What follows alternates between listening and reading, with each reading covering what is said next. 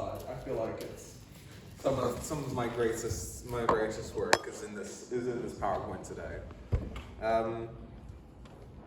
So, do I just have like empty slides here or something?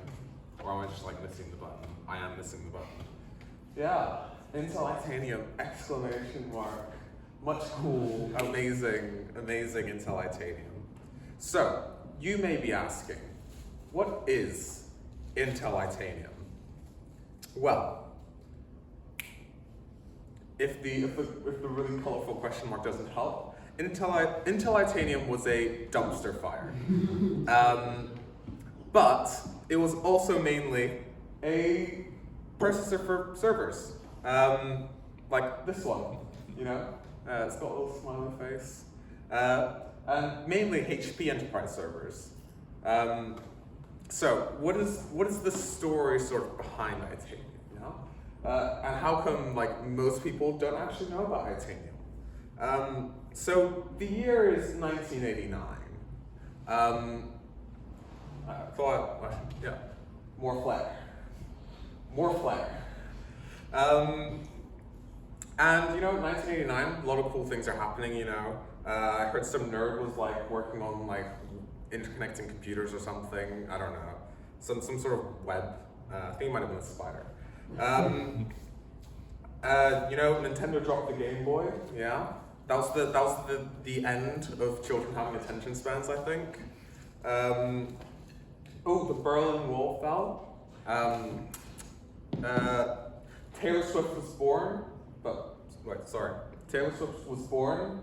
And HP were looking for basically a way to advance their servers because you know they were mainly working with enterprise clients and they were working with RISC servers. And RISC servers are great, but when you're building giant enterprise scale stuff, really, if you can squeeze out more efficiency by building more complex instruction set architectures, you kind of want to do that. So they get in these guys, Bob Rao and Josh Fisher, these nerds.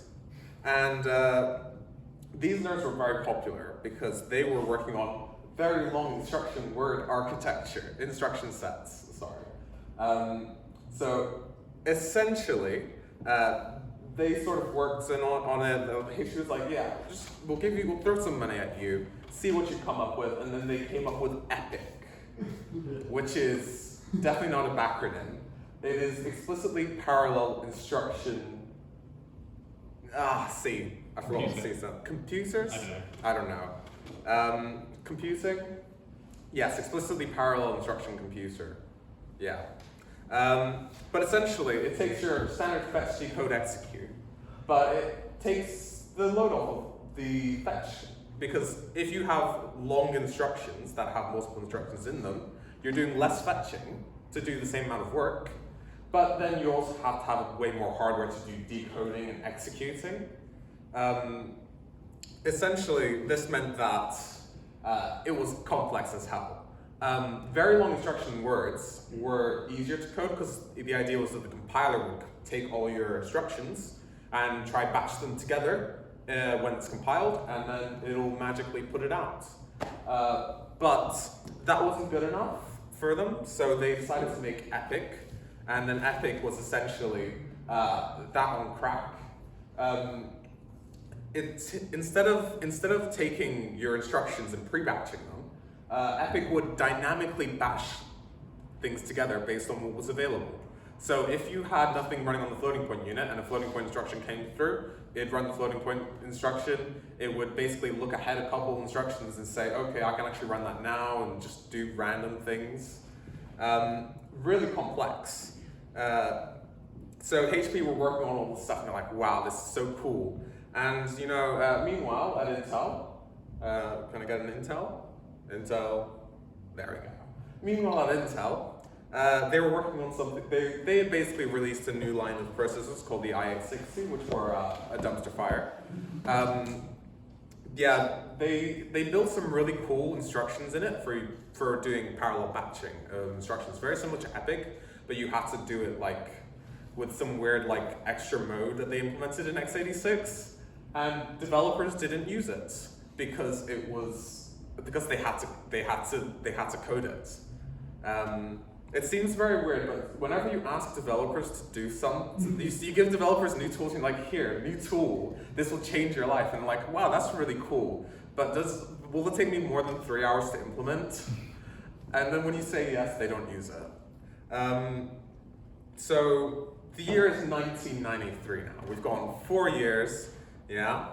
And HP approached Intel, and they're like, we have the solution to we have the solution for parallel instruction computing, yeah? Because at this time, it was actually, HP were producing their own processors this whole time. These enterprise-grade systems were built using their own processors. But this is about the time that HP and a lot of other big vendors started realizing developing processors is really hard. And imagine if you could just ask your buddies at Intel for the latest processor and they could give it to you, because that's all they do. So it was basically better for everyone, because it also meant that less competing architectures means that you could have more competition in the hardware sector, sort of. Because it means that you could all of a sudden have customers who are using Dell machines, and you have them come use HP machines. I think Dell was the thing at this time. Actually, no, Dell was the thing at this time, yeah. But yeah, so it means that you can basically convince people to join you really easily, because they don't have to recompile their code or anything. So HP approached Intel, and they decided, yeah, let's do it. They saw the work that HP had done. They're like, wow, we had tried this. It may be a bad sign for things to come, but Intel apparently had sent 4 teams to try and design something like EPIC that HP had done, and they had failed. All 4 teams said it would be way too expensive, and no one would buy it. So. How can you not listen to engineers? I think that's the good idea. So they decided that we're gonna have Merced, yeah, which is a town in California, and they were like, yeah, it's gonna be the end of PowerPC. PowerPC will die on this hill. Intel will be dominant. No one can challenge them. We'll have double the performance of a RISC processor that does similar things. It's hardware parallelism, which was brand new at this time, because you didn't it's the 90s. You don't even have multi-core processors. So, and developers were all developing single-threaded code. Everyone was like, single thread is all I need. You know, why do you need more than one processor, one core, anyways? What does a core do, anyways, apart from run instructions in order, right? You don't need anything, and also more importantly, it would be the death of x86. Because x86 was getting old, getting tired, it was getting really bloated and complicated, but it was still the most popular architecture ever. And so they were like, okay, cool. Well, it's 1993. We've got plenty of time to work on this. Let's say plan release 5 years. 5 years is about the life cycle that it takes to get a chip from idea to production. So 1998, yeah. And then they took all these ideas and yes, let's go for it, we'll do this. That's the end of part 1. So now we move into the best part 2. So these guys are buds, real chums. They were both the teams were bouncing ideas off each other. It was so cool. And then it didn't go as well as they thought working with each other. Because it turns out engineers in different companies have different ideas, especially when you have especially when you're going from the sort of corporate structure where you just do what your boss says, and now all of a sudden there's another boss across the road who you need to listen to as well. There were a lot of arguments. Intel wanted to, for example, Intel wanted floating point acceleration on the chip. And HP were like, no, that's stupid. And Intel said, why would that be stupid? And then HP then went out of their way to find a bug in the floating point execution unit for the Pentium 2 to say that, that they suck at hardware accelerating at floating point. But it's fine. They just had to push it back a year. but this wasn't for like any like real reasons. It was just Intel were like struggling to move from 250 nanometers to 180 nanometers because it seems that Intel are really bad at moving to smaller process nodes. Something that actually still happens. So yeah, like we'll push it back to 1999. Also because they originally wanted to have it on 250 nanometer, but then turns out the chip was too big. And if they were to produce it on 250 nanometer, it would have literally had like the worst yields imaginable. So yeah, it was like, but that's fine. Just one delay. Yeah. Still the death of x86. 10 minutes. Huh? 10 minutes. Oh, okay. Wait, 10 minutes? Mm-hmm. I have 10 minutes? It's been 10 minutes. Oh, it's been 10 minutes. Okay, cool. I'll try and hurry. But yeah, these process node delays. It's fine. We're all waiting for McKinley. And now you might be asking, who's McKinley? So it seems the team at HP were really unhappy with what Intel were doing, and they were taking so long, and they were adding all this stuff on, and they wanted, like, Intel really wanted to accelerate x86 emulation because, again, it's a completely new architecture, but people still want x86 stuff. So they had to add support for emulating x86, and they were adding hardware accelerating things to do that, and writing libraries and all sorts of nonsense. And HP were like, you know what we could also develop the McKinley. We could develop an Itanium processor as well. We'll call it McKinley. And they started really pushing on this wait for McKinley stuff because people were getting tired of waiting for Intel's Merced. So yeah, they were like, it'll be so cool, yeah? Merced is just a development vehicle anyways. It's like, you know, you buy one Merced so you can start doing the coding, and then the year after, you'll get McKinley, and McKinley will go across all your servers. They promise. And then they delayed Merced again. This time because of engineering issues. Apparently, they just couldn't figure out how to do Itanium. Turns out that having hardware dynamically schedule commands is very difficult. I don't know who would have thought that. So we're still waiting for McKinley. It's fine. Yeah, it'll be so cool. Yeah, it's just right after Merced anyways. And then we get another delay to 2001. Yay! This time it's because, well, yeah, the more engineering challenges. It turns out it's very difficult to do what Intel and HP were trying to do. But it's fine. Launched perfectly on time, May 2001 is Merced. Yay! Except sort of soft launched in May and then actually launched in June. But they got it out, you know? And plus it's just a development vehicle, right? It was also a flaming pile of trash, again. Merced was slow, its x86 emulation was horrible. Hot garbage. It had problems with its memory subsystem, which means that it would take twice as long to fetch things from memory. And in an architecture that's designed to reduce the amount of times that you're fetching, yeah, to increase the speed, you kind of want your fetches to be fast still, because it's your main bottleneck. But it's fine. We're waiting for McKinley anyways, right? They've already made the patches to the Linux kernel. You know, they've done like the Windows servers. Like they're getting the patches to Microsoft, and yeah, it's right around the corner, right? And it's so cool. It's performant. They fixed the bugs. They added more subsystems, and it's only July 2002. Which means that we're perfectly set to conquer the market with 64-bit architectures. Yeah, no one else has a 64-bit architecture on the market right now.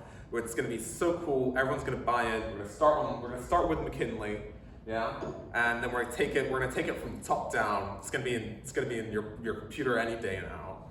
And then you see the problem with the competition is that you know the other guys are always doing things. So AMD released the Opteron chip, which basically had a which had a 64-bit architecture based on x86. And the great thing is that you don't have to recompile your code for x64 because it was just it ran them at native.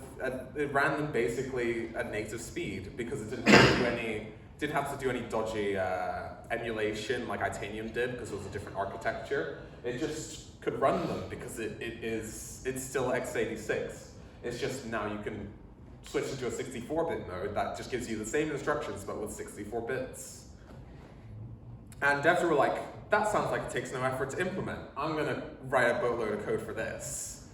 And then eventually Microsoft came in, and Microsoft were like, okay, time's up, buddy. Intel, you need to implement x86-64 for Xeon, otherwise we are not going, because Microsoft didn't want to do it. They didn't want to develop an Itanium version. So they told Intel to get in line and cross-license with AMD, and so they did. And that was the end of Itanium. One of the best quotes I could find about it is that they wished for compilers that were basically impossible to write, because yeah, it's really hard to write a compiler for a language where instruction bundling is done dynamically, but also like not done dynamically at the same time. This was by Don Knuth of Tex and Big O fame. Don Knuth has some really hot takes in this though. He also believed that like multiprocessors, like where you had like 2 cores, was a fad and no one's gonna use it. Like Don Knuth was like, my text scripts like are single thread, they're all single threaded. Like why would you need multiple threads to run text? Little did he know. And I think the best way to just summarize this is this graph I stole from Wikipedia. And it just shows the sales forecasts for Itanium.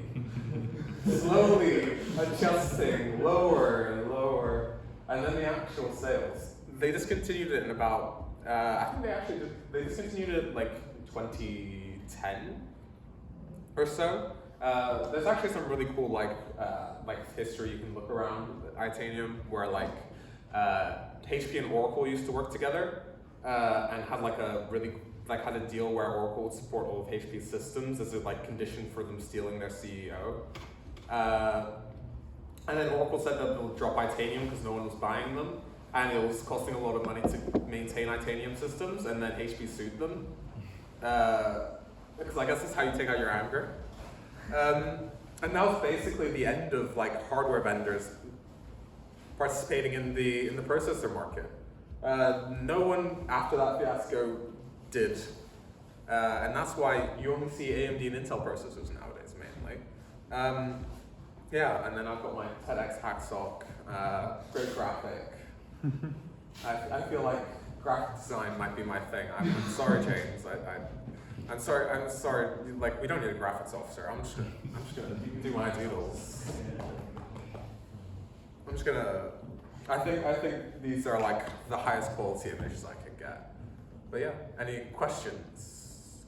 Wait, were they saying that they wanted the instruction to be reordered by the compiler? So the compilers are complex to write because there are a lot of instructions, and also the way the compiler works is that the way that they wanted the compiler to work is it was a bit too complex. And also like the instructions are scheduled by hardware, which is really weird because because very long instruction word architectures are very popular. They're used in things like GPUs and stuff because they just make sense because you have a fixed amount of like string processors, yeah. And you say, okay, I've got 10 string processors, bundle up 10 instructions that I want to do, and then do them on those 10 string processors or whatever. Yeah, but with Epic, the idea is that they're dynamically allocated, so you can have, in theory, an unlimited amount of floating point registers or whatever, or like unlimited amounts of. Can we do that already? Huh? Can we already do that? No, not necessarily. So like the idea is that like. Similar but different. So the idea is that the processor could do multiple things at once. So, but with only one processor, with only one core. But where do they do that? Because you have multiple like different. You can do like integer stuff and floating point stuff at the same time. And, like do adds and. At the same time, not really on a conventional processor.